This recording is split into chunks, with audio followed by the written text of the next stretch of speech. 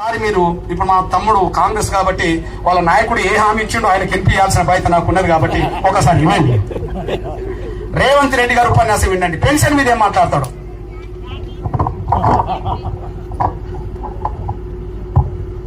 ఎంత వస్తుంది ఇప్పుడు? పింఛన్ వస్తుందమ్మా, ఎంత ఇస్తే కదా, ఇంత అంటే ఎంతనే అట్లేగా, ఇంత అంటే ఎంత, ఎంత ఇంత అంటే 2000 కదా, 2000 కదా.